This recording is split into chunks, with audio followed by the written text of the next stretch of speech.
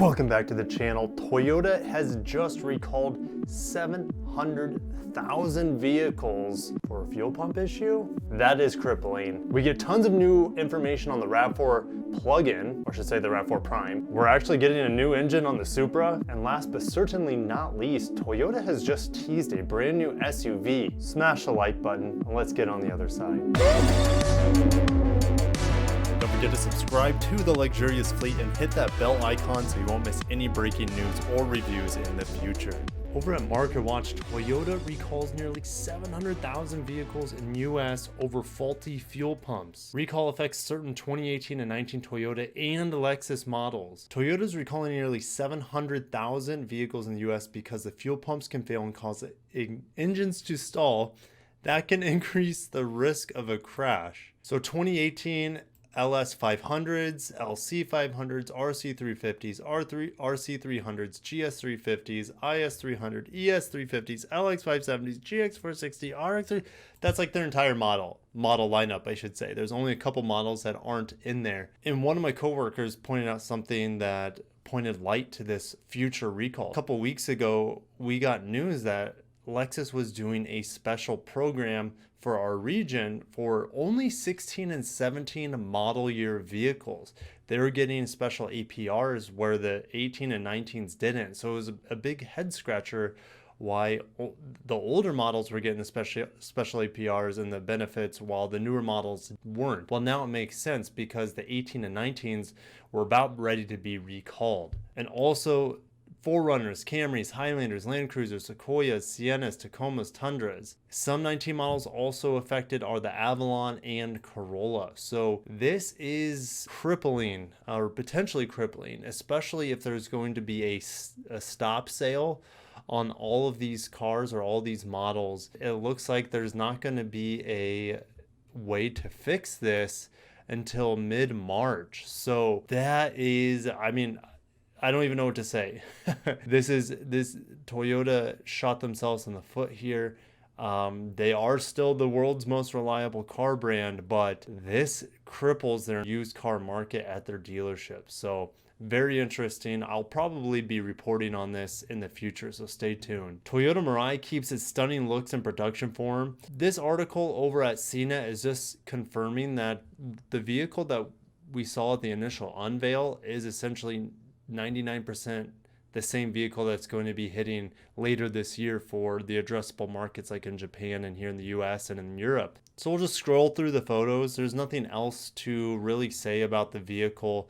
Hydrogen fuel cell, it'll get about 400 miles of range, but it's extremely niche. There are no hydrogen fuel cell fill-up points outside of California and maybe some other one or two other states in the United States. So it's not gonna do well here, but this vehicle does look very polished, very clean. The cabin looks excellent, almost Lexus-like quality, not quite, but pretty close. And what gets me is this is the same setup in all of their hybrids. Now, very modern setup here. I had to look really closely to find where the radio controls are, because here are your climate controls, great placement of the cup holders. I love this bronze outline. It reminds me a little bit of the 2020 NX300 Blackline edition, which has bronze accents. And then here you have this wireless phone charger here, just a really nice place to keep your phone. And then inside here will be your USBs for Apple CarPlay, Android Auto. Up here is where those elusive radio controls are. You see volume, but really that's about it. I don't see any tuning knobs or anything of that nature, which makes sense because once you have your presets in there, your favorite channel set, you're never going to use the tune knob, at least very rarely. So I like how they're hiding that now and cleaning up the dash of these newer premium model Toyotas and hopefully future Lexus as well. Over at the Toyota press room, Toyota releases 2019 North American Environmental Report. Now, I'm not going to read this article, you guys. I'll put a link in the description. They just talk about how they're doing all these things. They have a 6-step approach to essentially save the world from toxic emissions and the lack of recycling. So they have steps in place to do their part as a super big company that has done so much to pollute the world, that they do have a plan in place How I see it though is them trying to save face from this whole California emission standards and them siding with the United States countrywide emission standards instead of the California emission standards that has banded with a few other states as well. It's been in the news now for probably a couple months on how Toyota and a few other car makers are siding with the Trump administration, and all these Toyota owners and Prius owners are getting rid of their cars because they're Toyota's Trump lovers now. Well, Toyota has come out over and over again saying we're not in favor of any political side. They just want to sell cars and they want to be profitable. Yes, they are making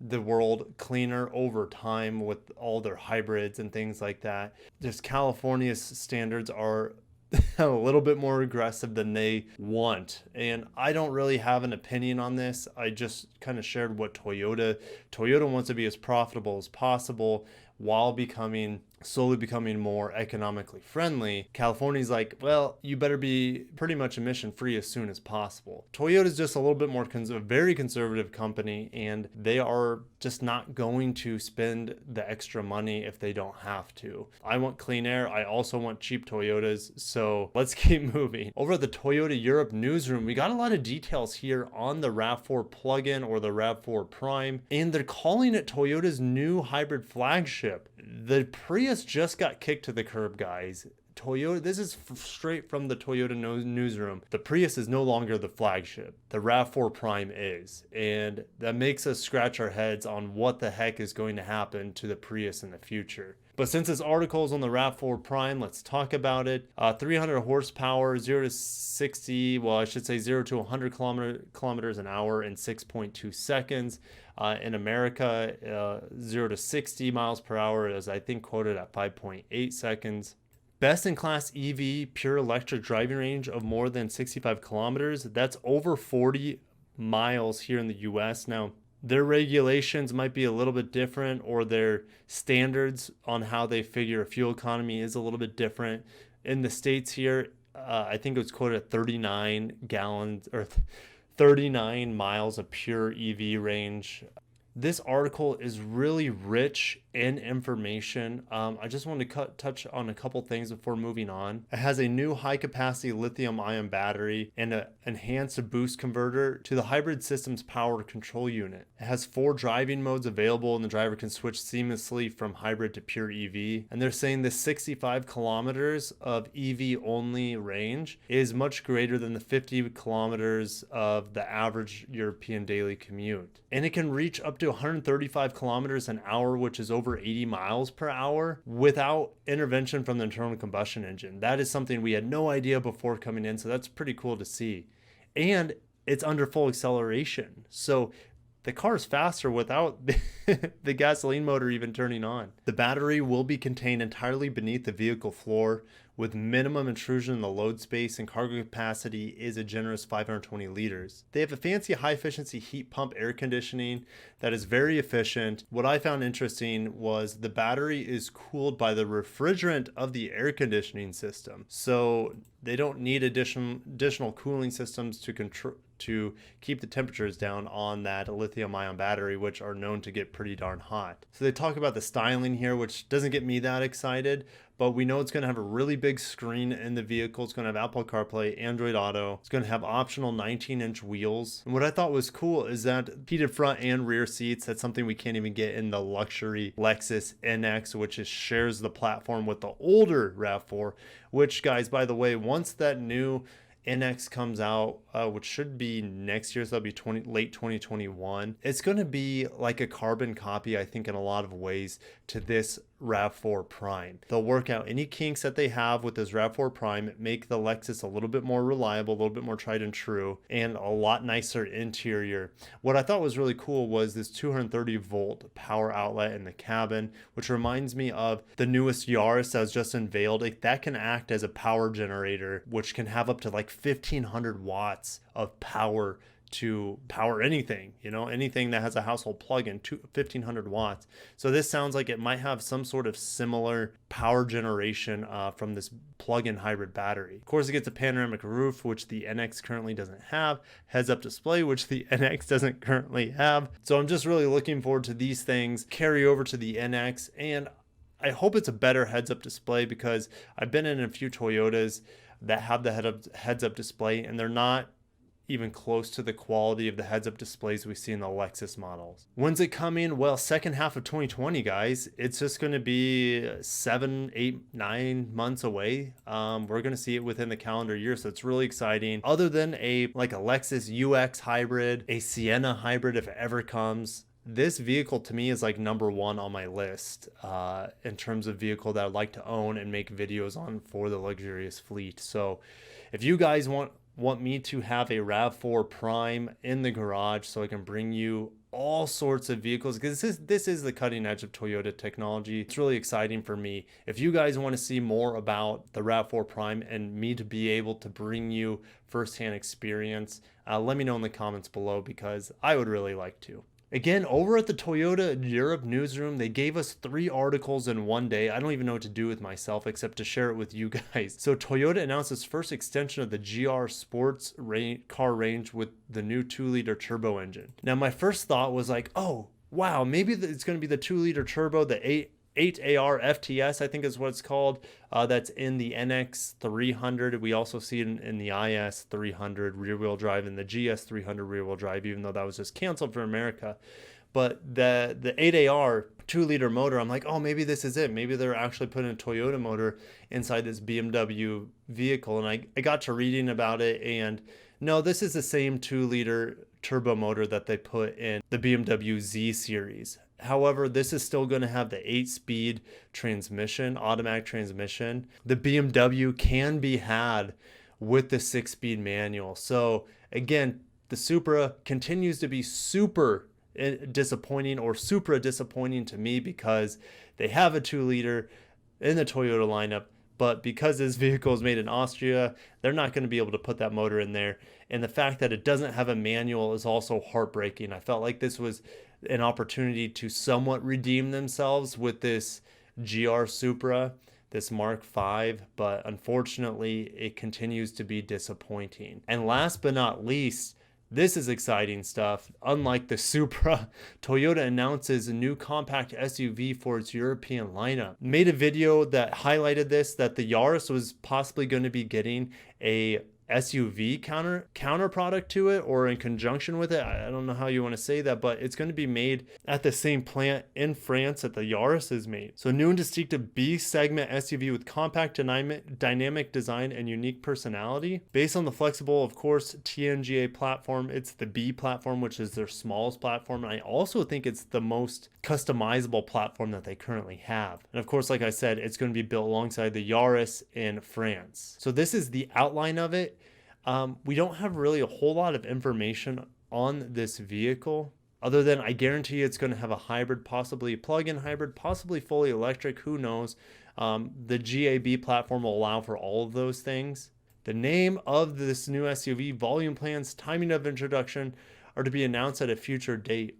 Only a stylized silhouette of the future car was shown at the event. Now, volume plans is interesting. I don't know why they would ever disclose volume plans like at a product unveil. Doesn't that sound very exclusive? So maybe it's going to be an electric car, but we don't know. We don't know yet. As much as I'd like to see an electric car, I think it would make sense, because the Lexus UX is coming as a full electric vehicle for the European and Chinese markets. And if they have something similar in size that's a Toyota, but maybe costs about 10 grand less, I think that's a really attractive product. And again, talking about the UX, we're going to bring up Photoshop here. And here's the silhouette of this upcoming vehicle that Toyota has just announced, is teasing us. Well, I did some really crude photoshopping here. And if I just fill in this area with the UX, it's strangely, eerily similar in size, and wheelbase looks identical. It might be a little bit higher up off the ground.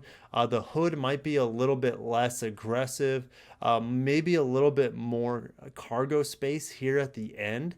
But if you look at this bottom part, if I take the UX out of there, maybe a really short overhang in the back. So not a lot of rear cargo space, but you get a little bit more vertical cargo space. You see the outline is definitely larger than the current UX. But if you look at this, I mean, we're talking about essentially the same size of vehicle, and the UX, to give you an idea, is built on the bigger TNGA C platform. This being on the B platform, like I said, is very customizable, and they can make this, they're talking about, oh, we can adjust ride height, we can adjust wheelbase, we can adjust all these different things with this TNGA B platform. And Toyota's also possibly making a small sports car out of this TNGA platform. I made a video today, well, this will be yesterday if you guys are watching this. YouTube's time traveling always trips me up. But the next GR86, or the Toyota 86, I should say, has a good chance of being built on a TNGA B platform because it's so customizable. But we'll see, because it's a rear-wheel drive front engine layout. But like I said, TNGA is very customizable, so it's possible we could see the Toybaru brothers built on this same platform as this crazy Yaris and Yaris SUV sort of thing. But really exciting stuff there. So what do you guys think? We got tons of news, a new Supra motor, we got a new SUV, who knows what's going to, could be an electric vehicle for all we know. Tons of recalls, so much information on the RAV4 plug-in hybrid, and more. I'm sure I talked about more like the Mirai, which no one really cares about, but lots of information that came out today that was very unexpected, and I'm just grateful because I love Toyota news. I like bringing it to you guys. Smash the like button if you haven't. Subscribe for more Toyota Lexus news and reviews. If you really like my content and you want to support me even further, head over to my Patreon page. Link will be in the description. And I'll see you guys down in the comments. There's a lot of fun things to talk about, and until next time, peace out.